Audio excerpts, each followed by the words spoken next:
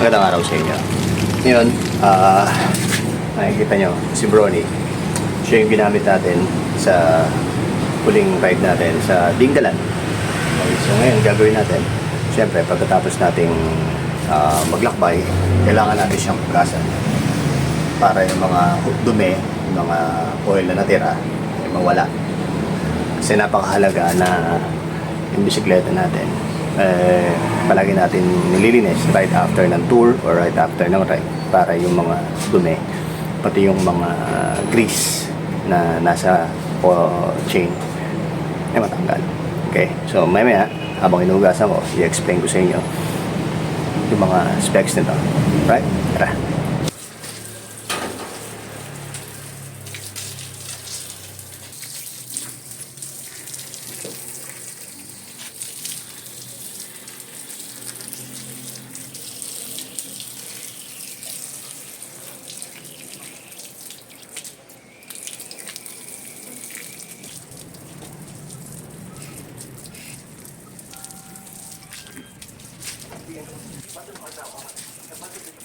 Gamit ko dito sa handlebar na to, aluminum to na the project.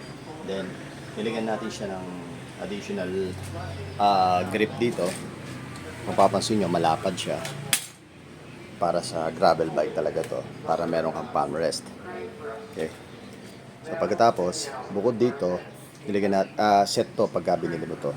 Kasama to para kapag ka nag-e-aero ka, medyo humaahon ka. Ito yung ginagamit ko kapag ka umaahon ako. Medyo matarik.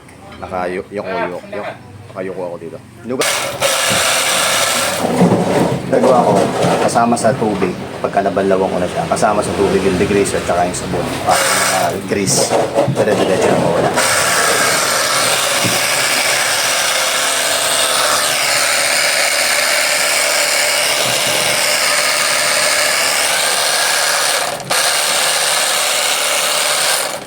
Kung mapapansin nyo itong kadena, yung kadena kapag kainano mo, tinira mo ng power washer, dire-diretso nang mawawala yung mga ibang na.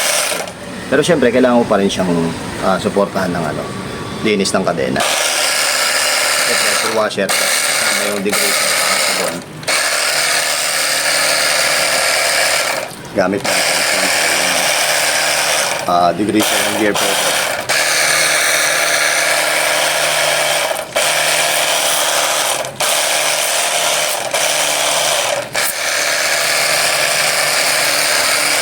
Tingnan nyo. Yan yung kadena. Hindi ko pa siya masyadong ini-sprayan, nililinis. Pero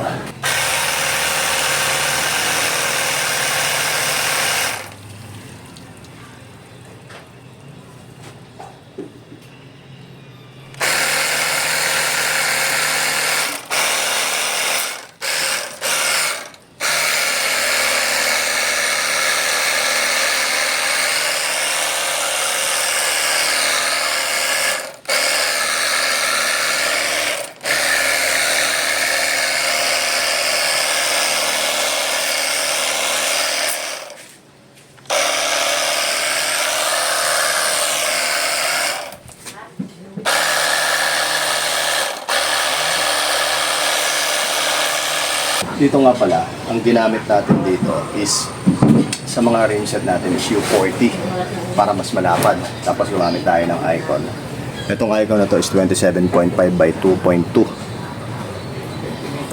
Tapos ito, for support lang to, kung sakali meron kang ilalagay, pero not necessarily mabigat na bag. Kasi ano lang to, 3D lang to, 3D print lang to. Tapos dito, gumamit tayo ng triangular diamond shape na front rack. Hindi pa tayo magawan kasi ni rock and roll, so for the meantime ito na muna gagamitin natin. Tapos ipinasok ko sa loob para hindi maharangan ito, kasi before ito nasa labas, so nakaharang to, wala akong emergency lagayan. So ginawa ko, pinasok ko siya sa loob siya nakalagay, pero yung support niya, tingnan naman yung support, kahit pa paano maganda rin naman.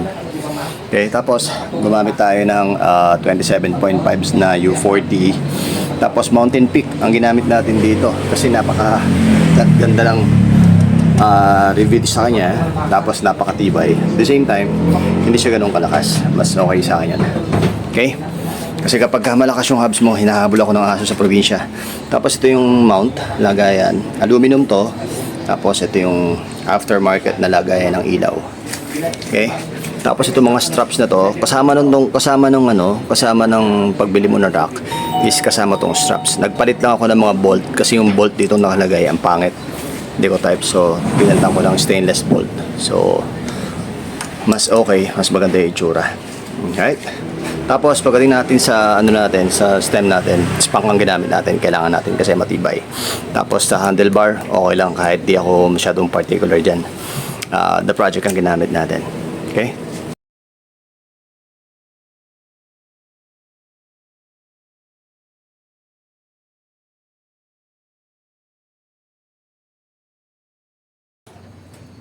Ayun na, matapos ng punas-punas. Dito naman tayo sa group set. Pakita ko sa inyo yung group set natin. Yung group set natin, ito, pang-ahon talaga to. Ito yung tinatawag nating 40 by 22. 40 by 22 ni Shimano Q's. Tapos gumamit tayo dito ng Shimano Tiagra na 10 speed. Pati itong KMC natin, 10 speed din yan. And then pati yung STI natin, 10 speed din yan.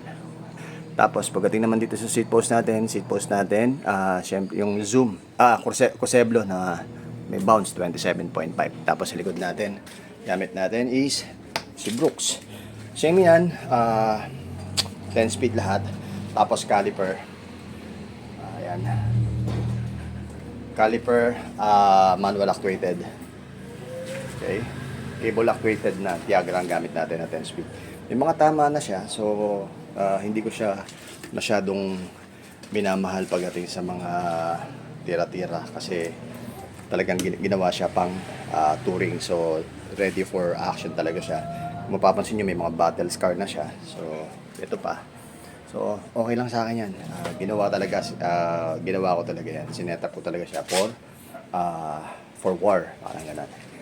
Okay, so ayun, U40, ganun parehas pa rin sa likod tsaka sa labas. Sa harap tsaka sa likod.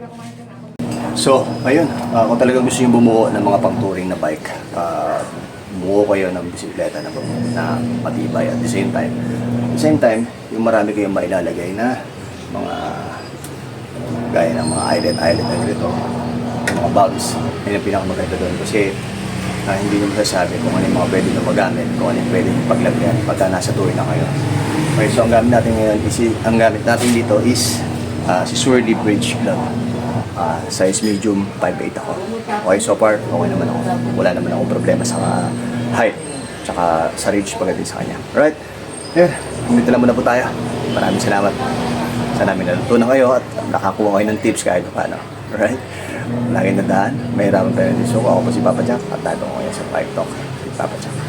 At palaging nadaan, sa Diyos lang gabay para sa ating pinakbay.